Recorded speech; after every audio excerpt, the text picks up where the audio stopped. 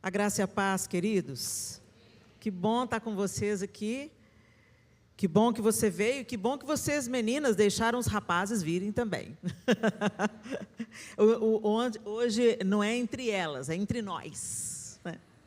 Que bom que você veio. E eu sei que a palavra de Deus, ela é a palavra de Deus, né? Então, ela vai alcançar corações de homens e de mulheres. E é isso que nós queremos, que o Senhor fale conosco nessa noite. Antes de nós entrarmos na melhor parte, eu quero dizer a vocês que lá fora, no saguão, no final do culto, vai estar disponibilizado para vocês esse livro que eu escrevi há algum tempo, Seja Feliz Hoje, o caminho do contentamento. Na verdade, a gente está sempre na expectativa de ser feliz. As pessoas hoje têm buscado a felicidade a todo custo, mas a Bíblia nos diz que feliz é quem teme o Senhor e anda nos seus caminhos. E a gente fica na expectativa de ser feliz quando? Quando eu me casar, quando eu me formar, quando eu tiver uma promoção no emprego. E, na verdade, o segredo está em enxergar a bondade de Deus naquilo que nós já temos, naquilo que Ele está fazendo hoje na nossa vida. E eu oro para que esse livro seja uma ferramenta nas suas mãos. E nós vamos fazer de um jeito diferente. Esse livro não está à venda, ele está disponível para você. E você pode ofertar o valor que você desejar. Ah, Helena, eu não tenho dinheiro, eu tenho $1. Eu quero muito levar o livro, mas eu tenho $1. Então, você vai levar o livro por $1, ok? Lá fora, então, você vai disponibilizar aquilo que você desejar, aquilo que você puder, mas eu gostaria que ninguém deixasse de levar o livro porque não tem dinheiro, tá certo? Então, que seja uma bênção na vida de vocês, em nome de Jesus. Agora, eu queria que você abrisse a sua Bíblia comigo em Mateus, capítulo 6. Mateus, capítulo 6. E eu vou usar a Nova Almeida atualizada, é a minha versão. Pode ser um pouquinho diferente da sua, mas é a mesma palavra de Deus. Então, fica ligadinho, se você às vezes tem uma dificuldade de ler um texto diferente daquilo que você está ouvindo, fica ligado para você compreender. Amém? Mateus, capítulo 6, a partir do verso 1, a palavra de Deus no Evangelho segundo Mateus diz: evitem praticar as suas obras de justiça diante dos outros, para serem vistos por eles. Porque sendo assim, vocês já não terão nenhuma recompensa junto do Pai de vocês que está nos céus. Quando, pois, você der esmola, não fique tocando trombeta nas sinagogas e nas ruas, como fazem os hipócritas, para serem elogiados pelos outros. Em verdade lhes digo que eles já receberam a sua recompensa. Mas ao dar esmola, que a sua mão esquerda ignore o que a mão direita está fazendo, para que a sua esmola fique em secreto, e o seu Pai, que vê em secreto, lhe dará a recompensa. E quando orarem, não sejam como os hipócritas, que gostam de orar em pé nas sinagogas e nos cantos das praças para serem vistos pelos outros. Em verdade lhes digo que eles já receberam a sua recompensa. Mas ao orar, entra no seu quarto e, fechada a porta, ore ao seu Pai que está em secreto. E o seu Pai que vê em secreto lhe dará a recompensa. E orando, não usem vãs repetições como os gentios, porque eles pensam que por muito falar serão ouvidos. Não sejam, portanto, como eles, porque o Pai de vocês sabe que vocês precisam, antes mesmo de lhe pedirem. Portanto, orem assim: Pai nosso que estás no céu, santificado seja o teu nome, venha o teu reino, seja feita a tua vontade, assim na terra como no céu. O pão nosso de cada dia nos dá hoje, e perdoa-nos as nossas dívidas, assim como nós também perdoamos aos nossos devedores. E não nos deixes cair em tentação, mas livra-nos do mal, pois teu é o reino, o poder e a glória para sempre. Porque se perdoarem aos outros as ofensas deles, também o Pai de vocês que está no céu perdoará a vocês. Se porém não perdoarem aos outros as ofensas deles, também o Pai de vocês não perdoará as ofensas de vocês.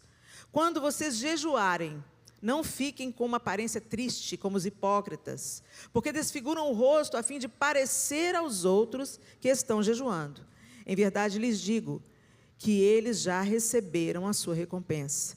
Mas você, quando jejuar, unja a cabeça e lave o rosto, a fim de não parecer aos outros que você está jejuando, e sim ao seu Pai em secreto. e o seu Pai, que vê em secreto, lhe dará a recompensa. Jesus está lançando aqui nesse texto, segundo a descrição de Mateus, essas palavras todas que nós lemos agora são as palavras do próprio Jesus. Ele está lançando fundamentos para os seus discípulos, para aqueles que seriam seus seguidores. E Jesus estava usando como termo de comparação os fariseus. Os fariseus eram os religiosos da época, exímios cumpridores da lei. Eles eram muito bons em aparência. Eles se vestiam de uma maneira diferente, as roupas deles tinham sinais da sua santidade, e eles guardavam a lei e apontavam o dedo para todo mundo que não guardava a lei. Eles definitivamente se sentiam superiores espiritualmente. E Jesus começa a ensinar para os seus seguidores, para os seus discípulos, que com o seu povo é diferente. Jesus está dizendo através do texto de Mateus 6, que Ele está interessado naquilo que está sendo construído entre nós e Ele no secreto. Porque, gente, nós somos uma geração de aparências. Hoje, mais do que nunca, por causa do advento das redes sociais, nós nos ligamos ainda muito mais naquilo que parece. A gente vê, às vezes, uma família linda no Instagram. Daqui a pouco sai a notícia do divórcio. E todo mundo fica chocado quando o artista se divorcia. Mas, peraí, outro dia, eles estavam tirando fotos de amor lá na Disney. Agora saiu o divórcio. Como assim? E todo mundo não desconfiava, porque nas redes sociais, a aparência que conta. E a gente está inserido nesse contexto de aparência. A gente julga as pessoas pela aparência.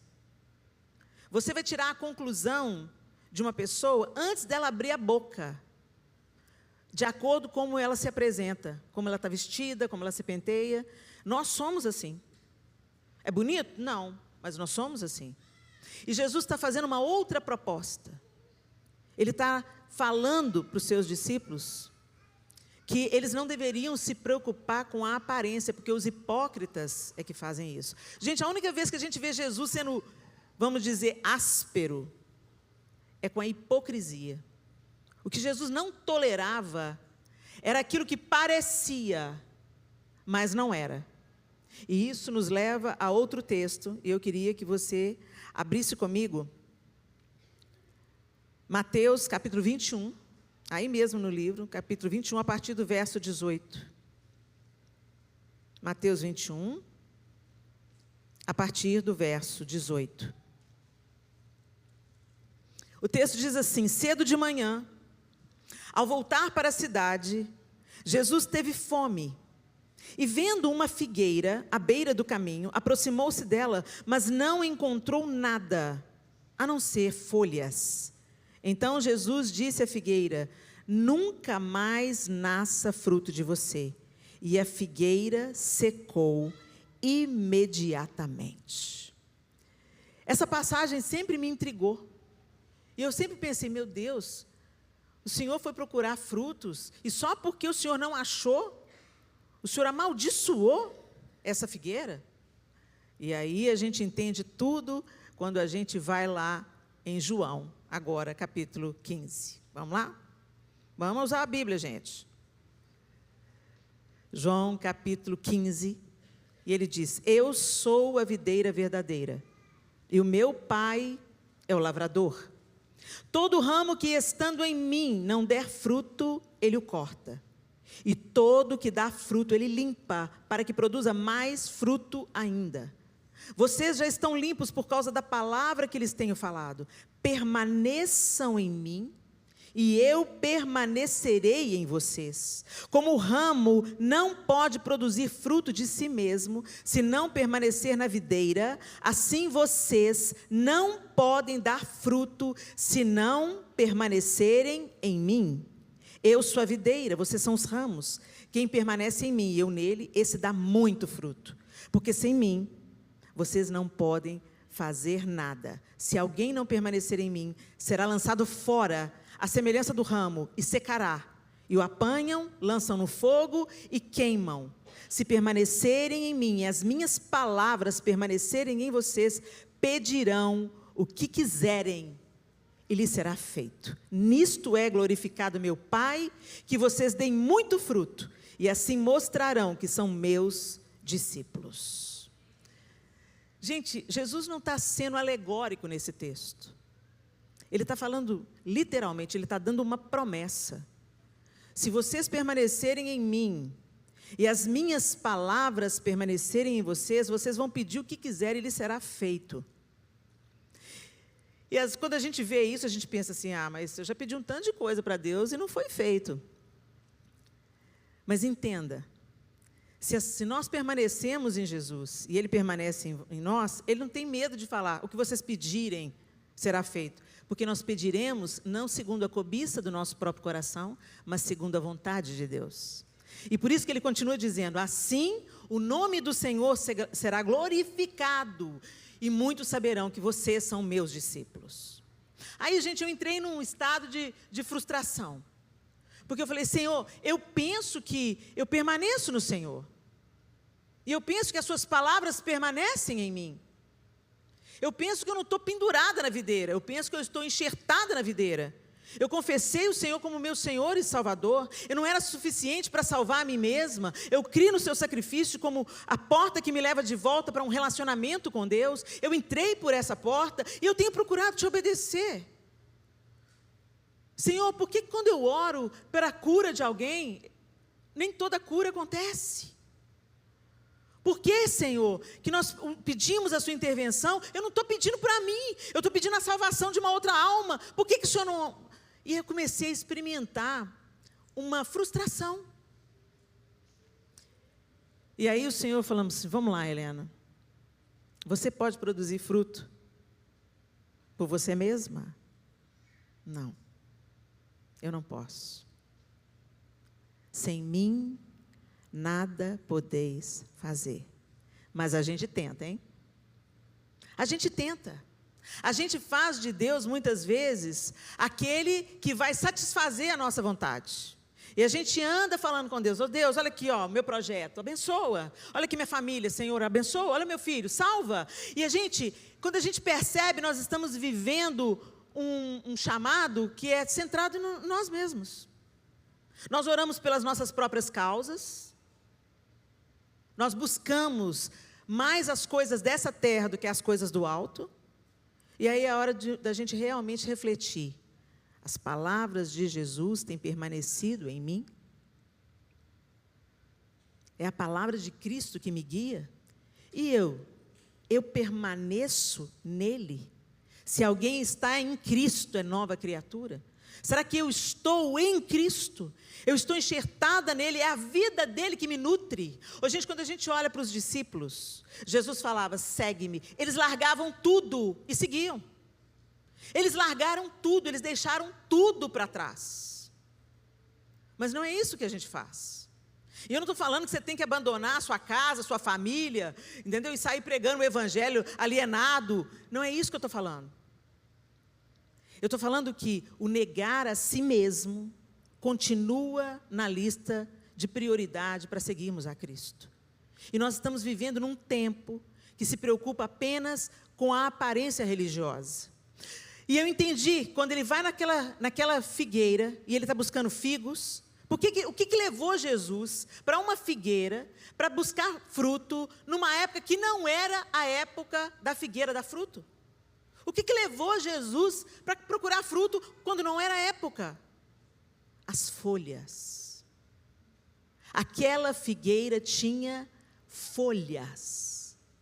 E normalmente quando a figueira tinha folhas, embora não fosse o tempo, alguns tipos de figueiras podem antecipar a estação e dar algum fruto. Mesmo que seja um fruto mirrado, um fruto pequeno, mesmo que ele encontrasse um fruto ainda verde, ele encontraria um fruto. Porque ela tinha um sinal aparente de que tinha fruto. Mas quando ele vai buscar o fruto, convicto de que encontraria, ele não encontra. Então ele amaldiçoa. E aí fica evidente para a gente como Jesus rejeita tudo que parece, mas não é. Como ele é enfático com isso. Ele era tolerante com pecadores, ele comia com aqueles que eram de fama duvidosa, ele absolveu uma mulher que foi pega em flagrante adultério, e naquela história ele poderia condená-la, porque ele não tinha pecado.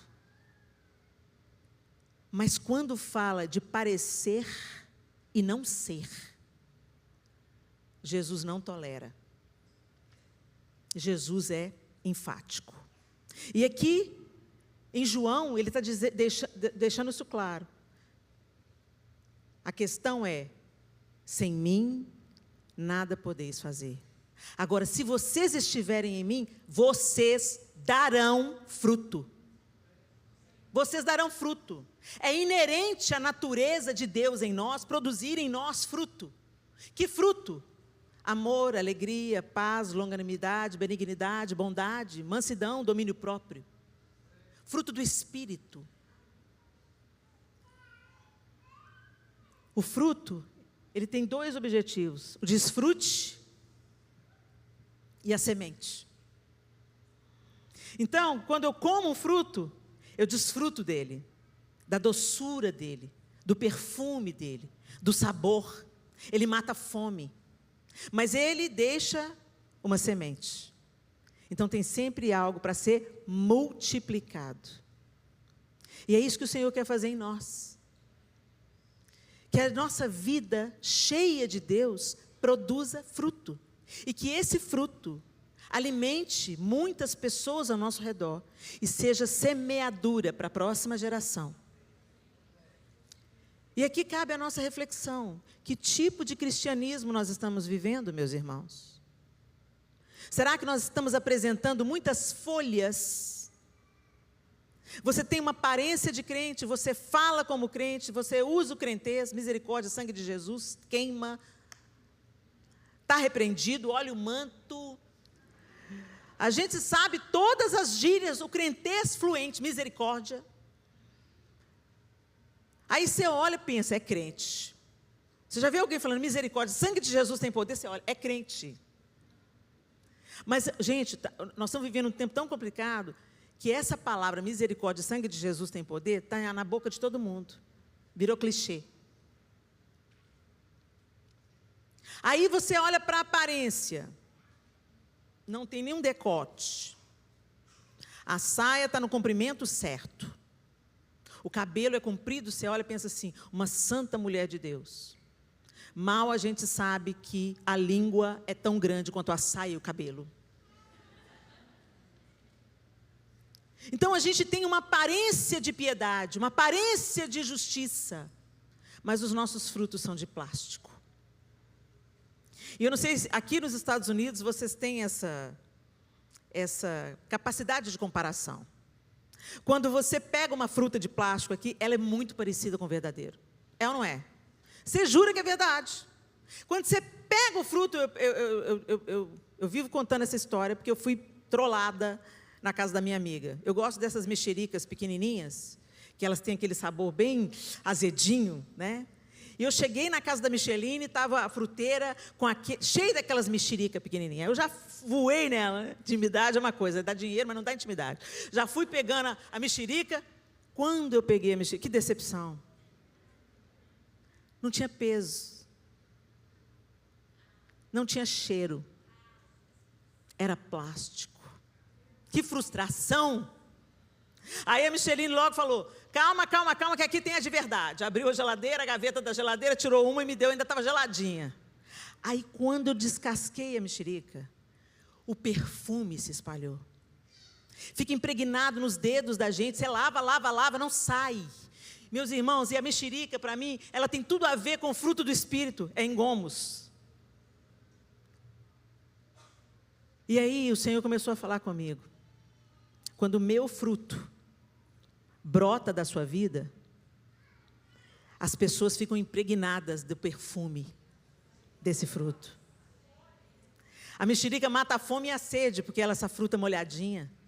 Ela sacia a fome, sacia a sede, tem muita semente e deixa tudo perfumado ao redor. E é isso que Deus quer fazer com a nossa vida, meus irmãos. Mas para isso nós precisamos de permanecer no Senhor. Permanecer. E o que é permanecer?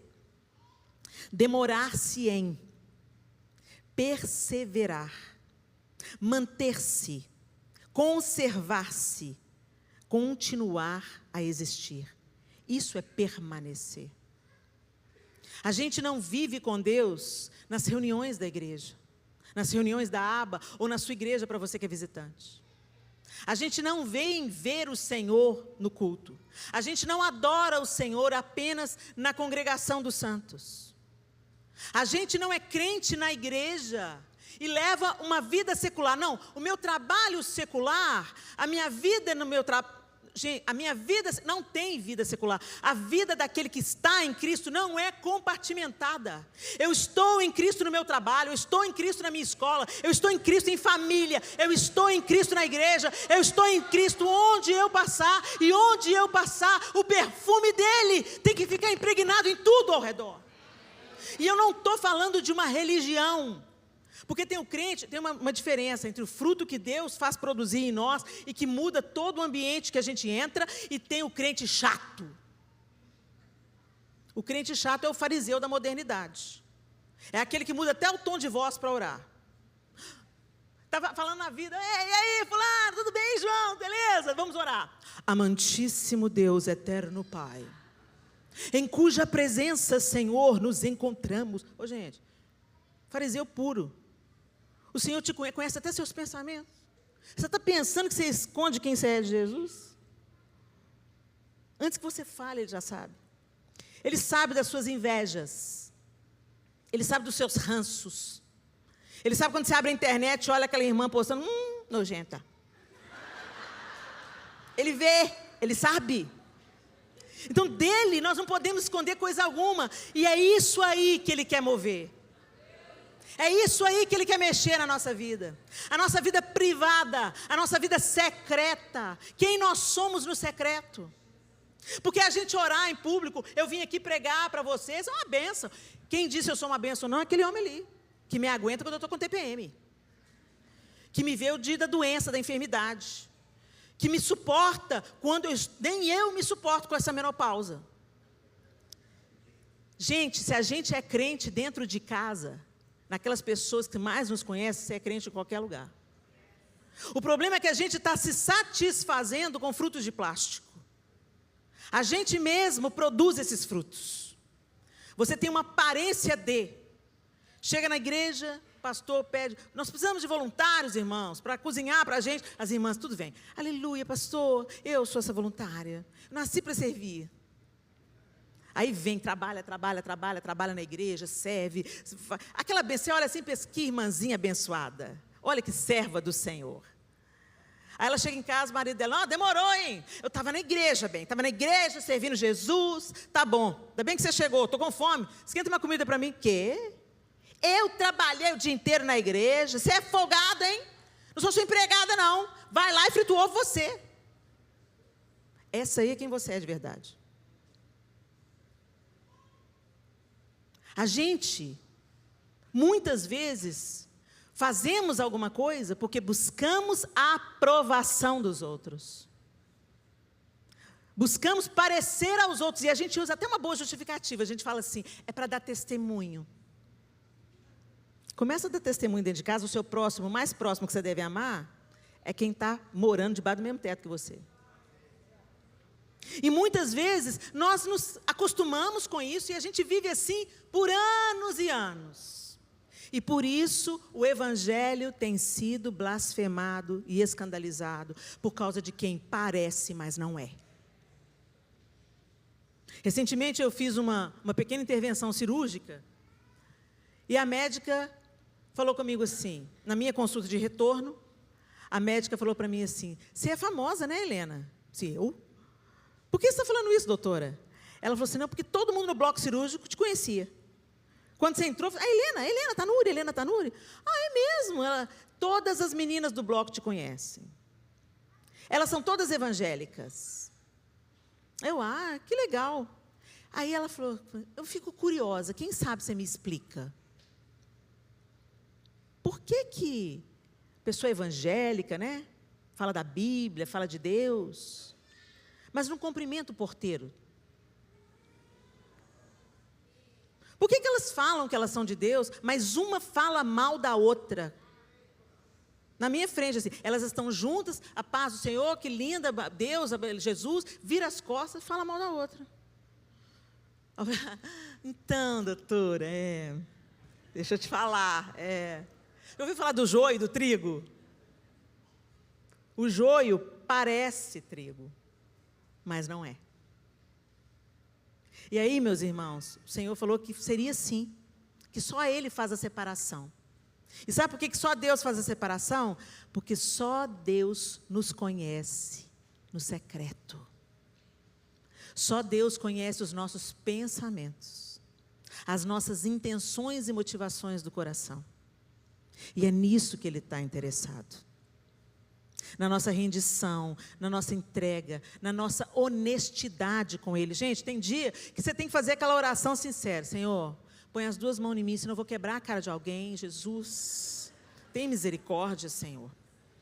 Tem misericórdia de mim, Senhor, porque eu sou pecadora, Senhor. Olha aqui o meu coração peludo, Jesus. Olha como é que eu estou, Senhor. Senhor, até quando eu vou ter que suportar essa Helena irada? Jesus, me ajuda, Jesus. Aí você rasga o coração, começa a chorar diante dele, e aí ele vem e começa a ministrar no seu coração. Sua ira vai te levar a lugar. Sua ira só vai te afastar de mim. Está irada, sabe por quê? Está vazia. Se você está cheia de mim, você não vai ficar irada. Chega mais perto. Para de vir me visitar 2 vezes por semana. Chega perto aí. É impossível, gente, se a gente está conectado na videira, a gente não dá os frutos que ele produz. E o Senhor está nos chamando para um tempo de maturidade, meus irmãos. Sabe por quê? Porque a vinda do Senhor está próxima.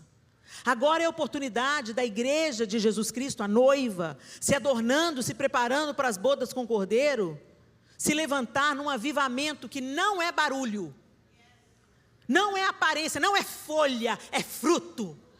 É fruto, é a sua vida nutrindo a vida do outro.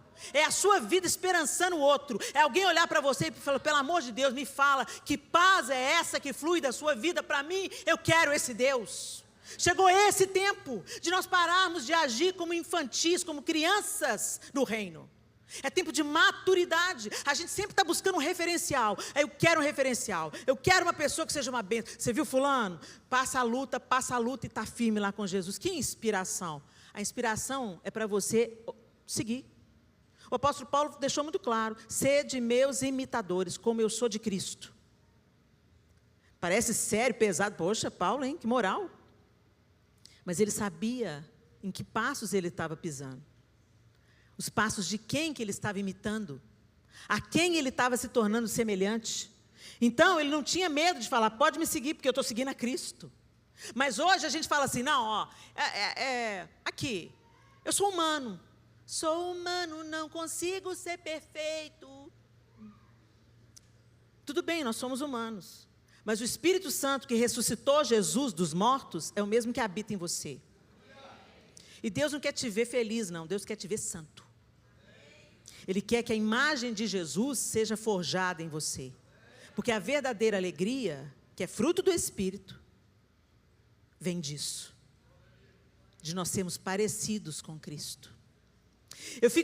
Eu tenho certeza absoluta que Jesus era abundante em alegria. Sabe qual que é a evidência disso para mim? Primeiro o salmista fala, né?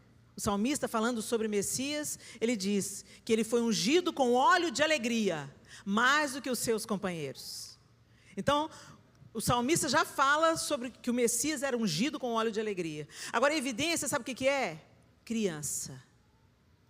As crianças ficavam na cola de Jesus. Você já viu a criança ficando na cola de alguém sisudo? Rabugento? Brigão, bravo? Agora, aparece uma pessoa com óleo de alegria, aquela pessoa feliz, brincalhona, brinca com todo mundo, trata bem todo mundo. A criançada faz o quê? Cola. É aquela pessoa que vai andando e a meninada, ô tia,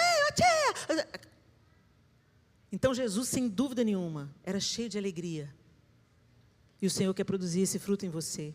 Uma alegria que não depende das circunstâncias, de quanto você tem no banco, se você está empregado ou está desempregado. Uma alegria perene, uma alegria que vem da confiança, uma alegria que você não pode produzir, uma alegria que vem de dentro para fora. Ah, tá bom, Helena, então você está falando que a gente precisa de gerar esse fruto e que a gente mesmo não pode produzir. Então, por que você está falando sobre isso?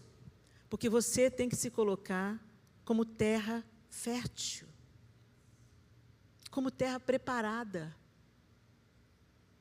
para que o Senhor possa trabalhar em você.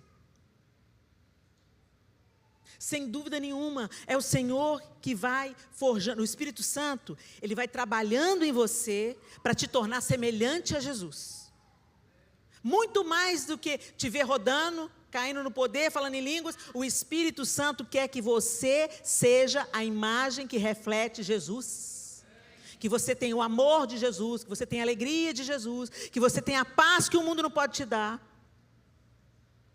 É isso que Ele quer produzir em você. Então nós já temos aí uma coisa maravilhosa.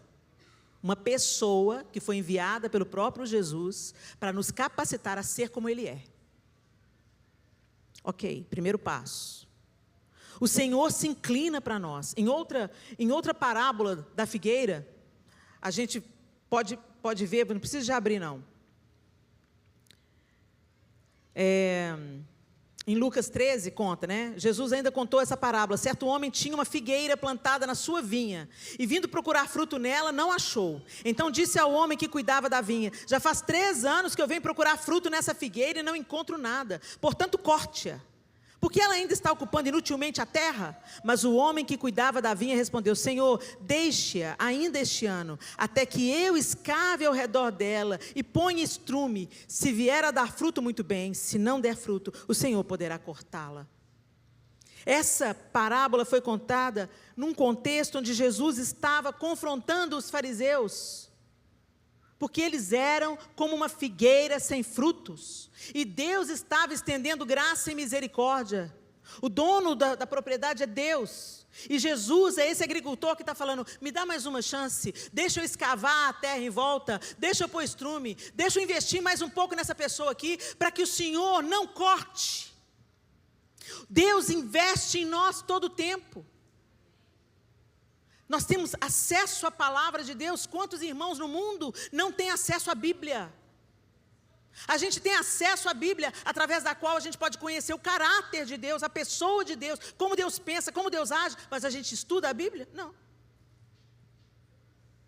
A gente abre em Salmo, Provérbio, buscando uma palavra de encorajamento para a nossa vida picareta. Ou Senhor, me dá uma palavra, me dá uma palavra. Ou então a gente fala: Senhor, estou na luta. Senhor, vamos lá, Senhor, fala comigo. Gente, o Senhor tem misericórdia de nós, Ele nos socorre nos momentos de aflição, sim. Mas Ele não quer que a gente viva assim, de aperto em aperto. Ele quer que a gente tenha conhecimento de quem Ele é. Ele quer que a gente se assente à mesa com Ele, converse com Ele, para que você viva a vida nele. Essa é a maneira de permanecer nele. Não tem como você falar que permanece em Jesus se você não estuda a Bíblia. Eu comecei a fazer uma pesquisa com os crentes, parei. Eu comecei a perguntar nas igrejas onde eu ia: quantos aqui já leram, já tem mais de 1 ano de crente? A maioria levantava a mão. Amém. Quantos aqui já leram a Bíblia toda, pelo menos uma vez na vida?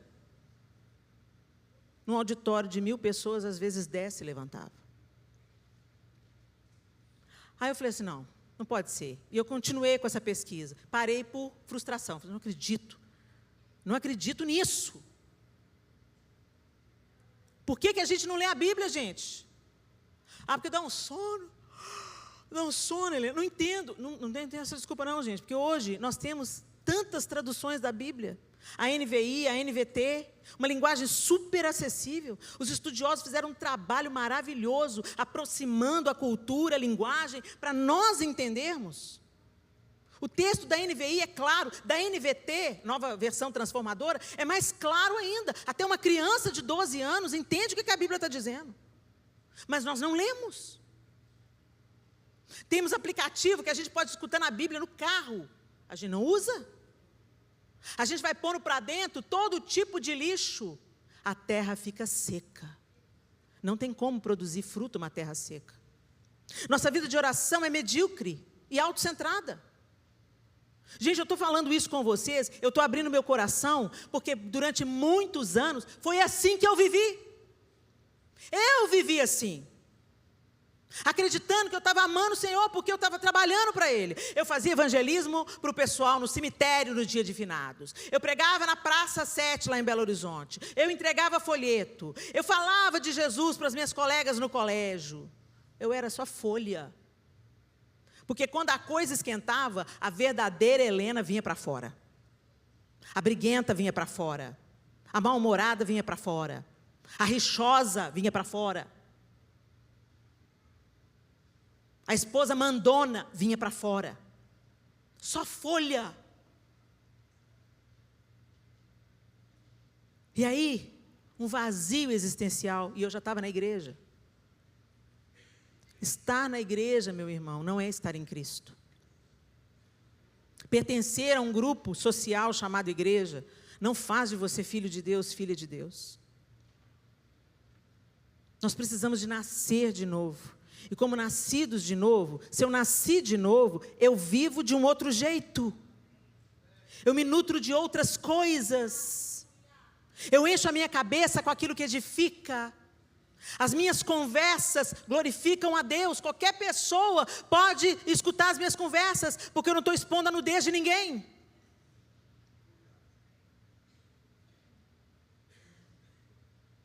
As pessoas começam a sentir o cheiro da mexerica, ter desejo de ficar perto, atraídas a Cristo. Quando você começa a orar, Deus começa a trabalhar. Deus cura, não porque você é ungido, é porque Ele tem todo o interesse de usar os seus filhos e filhas para se apresentar àqueles que ainda não creem. A criação espera a manifestação dos filhos de Deus. Nós estamos buscando inspiração em pessoas que estão aí deixando um legado para a gente, mas o que nós vamos deixar? É muito fácil a gente querer ter um amigo leal, mas nós somos amigas leais, amigos leais? É muito fácil a gente admirar uma pessoa que está em sofrimento, mas continua adorando a Deus como Jó. Mas quando chega a nossa vez de produzirmos esse fruto, não dá nada. Nós só vamos florescer e frutificar quando a gente deixar a semente cair numa boa terra. E essa terra, ela é preparada com a intencionalidade da comunhão com Deus. A intencionalidade da comunhão. Como é que é seu nome?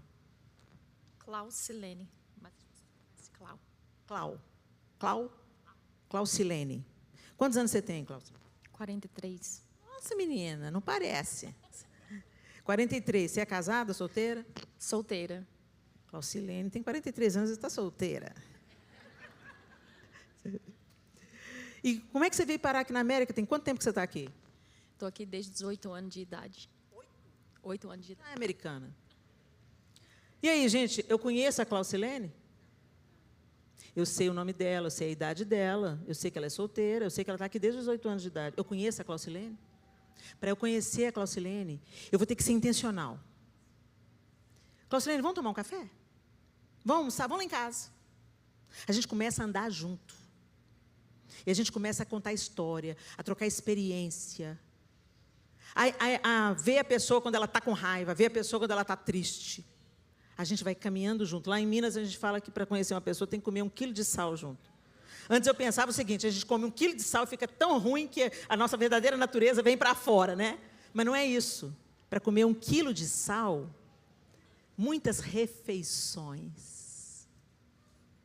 Muitas refeições. Você tem se sentado à mesa com Jesus? A gente fala que ama Jesus, mas a gente não conhece. A gente conhece o que as pessoas falam sobre Jesus. Mas será que a gente sabe como Ele pensa, o que Ele quer? Como Ele quer te usar?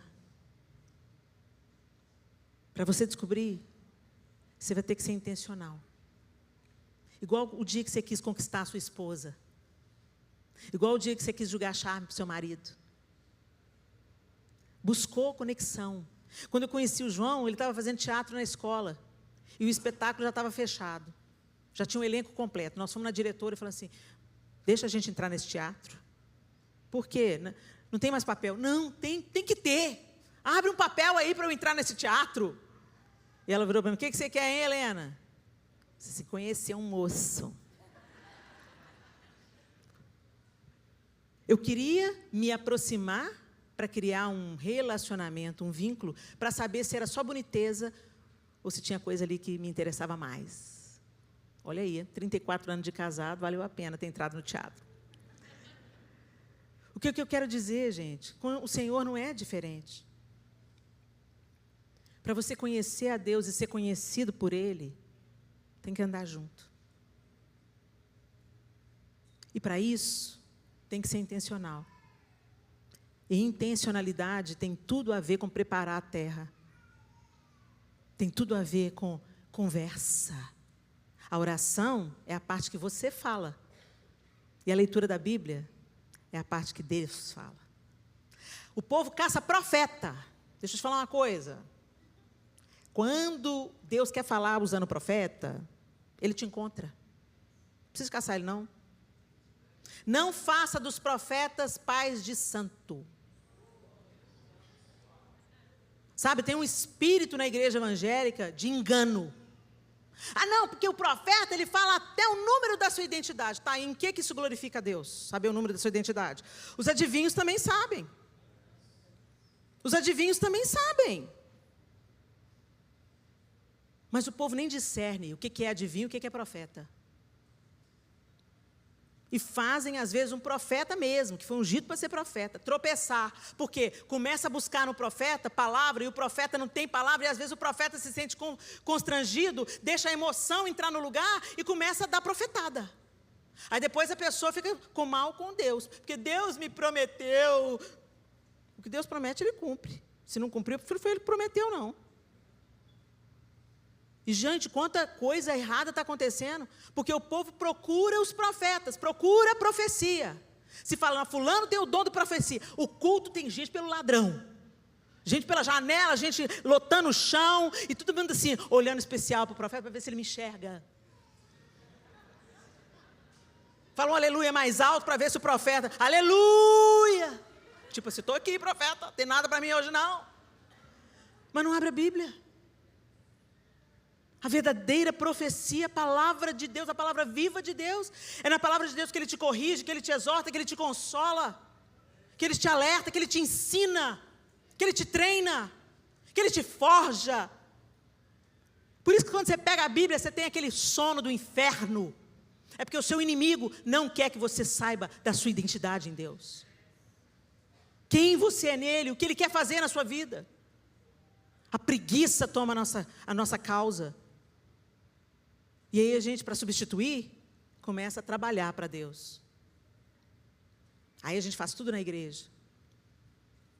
Faz tudo. Lembra do filho pródigo? O filho mais velho ficou em casa trabalhando para o pai. Vocês lembram da parábola?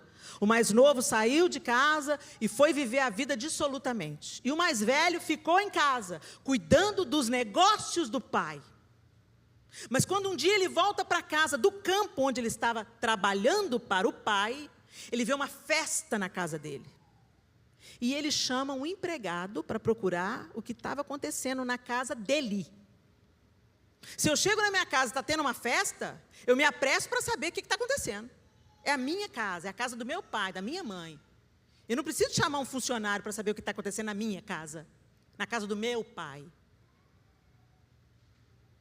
E quando ele sabe o que está acontecendo, a festa para o irmão que estava desviado e voltou, se ressente. Gente, e quantos de nós permanecemos no lugar do filho mais velho? Estamos servindo a Deus, trabalhando para Deus com os nossos dons, com os nossos talentos, mas não desfrutamos da intimidade de filhos. E ficamos julgando quem pode entrar no céu e quem não entra no céu. A saia daquela lá é curta, aquele lá é tatuado, cuida do seu próprio pecado. Como nós gostamos de vigiar o pecado alheio. Essa é a característica do irmão mais velho. Sabe por quê? Porque ele se sentia superior. Eu nunca saí de casa. Eu fiquei em casa trabalhando para o Pai. E tem muito crente que permanece nesse lugar. Eu te sirvo, Senhor. Por que isso está acontecendo comigo? Como se Deus me devesse alguma obrigação. Eu estava condenado ao inferno. Deus não me deve nada. Tudo que eu recebo é graça, abundante graça. Mas muitas vezes nós nos relacionamos com Deus no modelo utilitarista. A gente quer usar Deus. E permanecemos nesse lugar. Sem comunhão, sem intimidade. E ressentidos daquilo que Deus está fazendo na vida do outro. Às vezes alguém chegou na igreja muito depois de nós. E Deus está usando com tanta graça, com tanto favor. E aí te dá o ranço. Recém-convertido? Parecido. Já está no louvor? Ah lá, gosta de aparecer. Meus queridos irmãos, é tempo de nós amadurecermos. Porque temos dias trabalhosos. Dias trabalhosos pela frente. As coisas não estão num cenário de melhora. Se você pensar no projeto do Ocidente, o Ocidente está ruindo, o Oriente se fortalecendo, o islamismo crescendo, já tomou a Europa. E dentro do islamismo, um veio radical, que quer exterminar quem não segue as suas regras. Você pensa, não, isso é um problema lá de Israel, lá do Oriente Médio. Se você for na Europa, você vai entender o que eu estou falando. Os ingleses estão todos recuados. E os muçulmanos nas ruas. Inclusive, o primeiro-ministro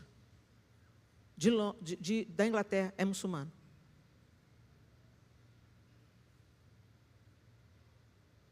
E aí você pensa, o cristianismo é a maior religião. Não é sobre religião, meus irmãos. Jesus falou que o amor se esfriaria de quase todos. Jesus falou que os tempos seriam difíceis e que nós seríamos perseguidos por causa do nome dele. Como vocês acham que isso vai acontecer? Antes eu me perguntava, mas como que isso vai acontecer numa democracia? O que estão chamando de democracia não é. Já está acontecendo diante dos nossos olhos. É só você abrir o jornal, é só você ver as notícias, é só você ver o que está acontecendo no mundo todo. Nós entramos numa espiral para a volta de Jesus, gente. Ou a volta de Jesus ou o fim do mundo, porque é o caos. É para a gente se desesperar? Não. Porque esse é o tempo que precede um grande avivamento. Porque enquanto as pessoas estão confortáveis nas suas vidinhas, não precisa de nada. Mas na hora que começar a faltar tudo, faltar comida, faltar saúde, faltar esperança, os filhos da luz vão brilhar intensamente, porque a luz brilha na escuridão. Ela faz diferença na escuridão. E a gente pede, oh Deus, manda um avivamento. Ele vai mandar, mas no modelo lá da igreja primitiva. Uns na Arena do Leão, outros virando tocha acesa por Roma para iluminar a rua. E a igreja cresceu nesse ambiente. Como você está se preparando para os últimos dias? Acabou o tempo, gente, da gente brincar de ser crente, porque o diabo não está brincando de ser diabo.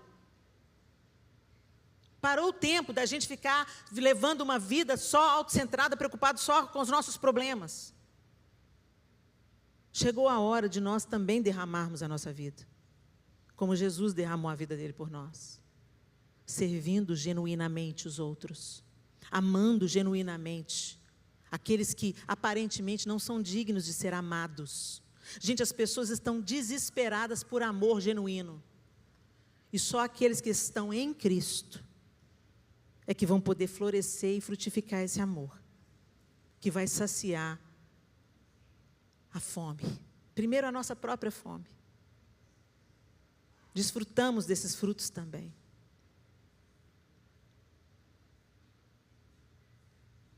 Mas não para em nós.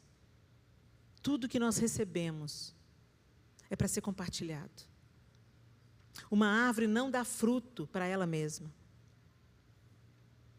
Um passarinho não canta para ele mesmo. As flores não perfumam para si mesmas. A natureza mostra, revela como Deus é generoso. E era para a gente ser assim também. Mas esse mundo construiu bem direitinho o caminho do egoísmo. E você tem vivido para você. E o Senhor nos convida. Volta para o meu modelo. Volta para o meu padrão. Vocês inverteram a ordem. Buscai, pois, em primeiro lugar o reino de Deus e a sua justiça. As demais coisas serão acrescentadas. Não, a gente agora trabalha pelas demais coisas. Primordialmente. E a gente espera que a justiça de Deus supra o resto. Não é essa a ordem que o Senhor estabeleceu. Busca o Senhor primeiro. Busque a justiça do reino primeiro. Busque ser um instrumento de Deus primeiro. Se alinhe com os planos do céu primeiro.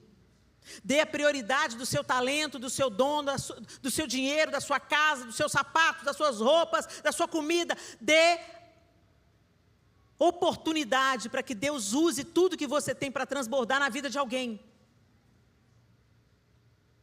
As demais coisas serão acrescentadas. Por que vocês estão ansiosos? Porque vocês se matam de trabalhar nesse país e dão para Deus o resto do tempo, o resto de tudo. Vocês têm abençoado a América. Eu não sei como você chegou aqui. Eu sou fruto de uma família norte-americana que orou pela minha família e evangelizou meus pais por 18 anos. Até que a dor chegou na minha casa e aquele mesmo casal de pastores norte-americanos foram na minha casa e meus pais se renderam a Cristo. Assim eu fui levada para a igreja aos 11 anos de idade. Eu tenho uma dívida com essa nação. Porque pastor John e dona Joy estão enterrados lá no Brasil. Eles deram a vida lá. Eles não regressaram, foram jovens com filhos pequenos, morreram lá, dando a vida pelo reino. Aí você vem para cá, porque aqui é um país de oportunidades, vem fugindo das coisas terríveis que estão acontecendo na nossa nação, vem porque abriu uma porta de oportunidade, vem porque está endividado e está precisando de pagar a dívida e aqui tem melhores oportunidades. Mas não seja um parasita, tenha uma cabeça missionária. Se Deus permitiu que você entrasse, que você permaneça aqui, enquanto você estiver aqui, seja uma bênção nessa nação. Comece a orar pelos Estados Unidos da América. Comece a orar para que a América se volte para Jesus novamente, porque a América foi um celeiro de missionários para o mundo inteiro. E hoje essa geração está vivendo da colheita do que aqueles que vieram antes plantaram. Mas o que nós estamos plantando? De tudo que os americanos plantaram no Brasil, em termos de missões. Quantos pastores e missionários pregaram o evangelho no Brasil? Na África? Agora eu retorno, gente. Agora você está aqui nessa terra, seja você resposta de Deus para essa terra. Muitos de vocês limpam casas, alguém te entrega a chave da casa dele. Tome autoridade sobre isso, ore na casa das pessoas. Senhor, eu estou entrando aqui nessa casa para limpar, mas o Senhor vai entrar com a sua cura, com a sua libertação. Senhor, eu estou orando pela cama desse adolescente. Deus, em nome de Jesus, tira do vício, tira do sexo livre, Senhor. Tome autoridade sobre a terra que Deus tem te colocado. E alinhe o seu coração com aquilo que Deus quer fazer através de você nessa terra. Não tenha um pensamento só do que eu vou levar. Dá, não. A nossa mentalidade é repartir, repartir, repartir. Porque Deus amou o mundo de tal maneira, Ele deu. Jesus deu a própria vida. E nos chama, nos convida a fazer o mesmo. Feche os seus olhos.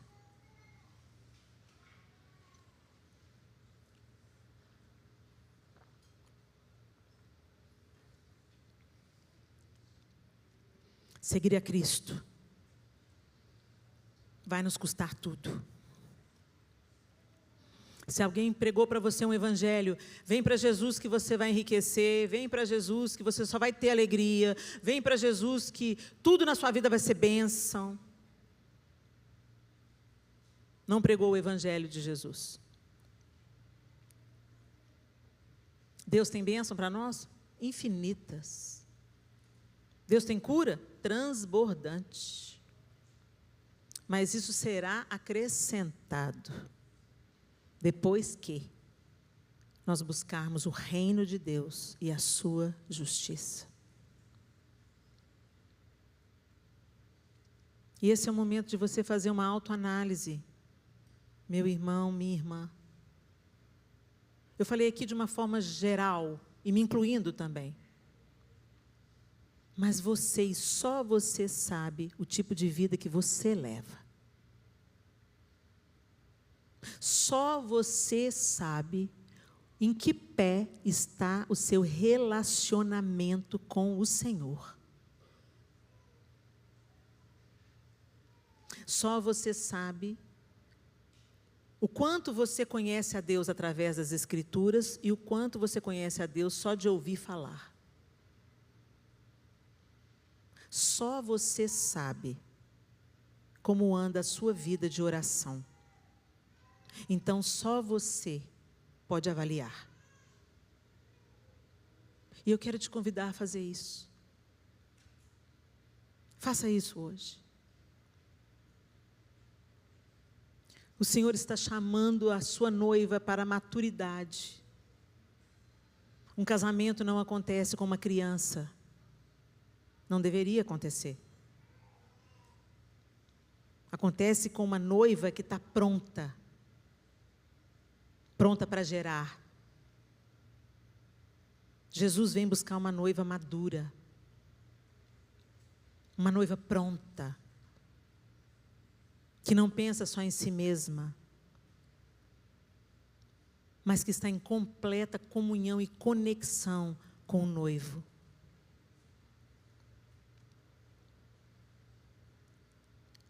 Os bens materiais não podem nos salvar. A sua segurança não está no seu trabalho ou no quanto você ganha. Quantos irmãos têm vivido diagnósticos dificílimos? Um boom de diagnósticos de câncer depois da pandemia. É hora do poder de Deus se manifestar. Da cura sobrenatural começar a acontecer. Para que o nome de Deus seja glorificado. E para que todos saibam que somos discípulos de Jesus Cristo. Mas quantas vezes Deus começa a trabalhar e fazer milagres e tomamos a glória para nós? Uma igreja madura não faz isso. Um crente maduro sabe que nós não somos capazes de ressuscitar mortos, curar câncer, fazer aleijados andar. Só o poder de Deus faz isso. E é isso que o Senhor quer fazer. Mas quantos estão resignados? Totalmente envolvidos com as coisas dessa terra. E por isso mesmo desalentados, desanimados, desesperados. A nossa alegria não se encontra nas coisas da terra, meus irmãos.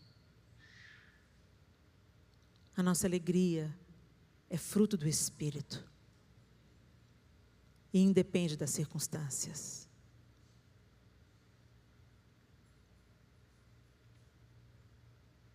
É tempo de conserto. É tempo de ajustes. É tempo de mudança de hábitos. É tempo de intencionalidade em conhecer ao Senhor e permanecer em conhecê-lo. É tempo de permanecermos em Cristo e as palavras dele permanecerem em nós. Para que a gente possa pedir de acordo com aquilo que ele dirige. Para que a gente possa fazer a vontade dele primeiramente. E para que a gente dê muito fruto para a glória de Deus. Senhor, nós estamos na tua presença, Pai.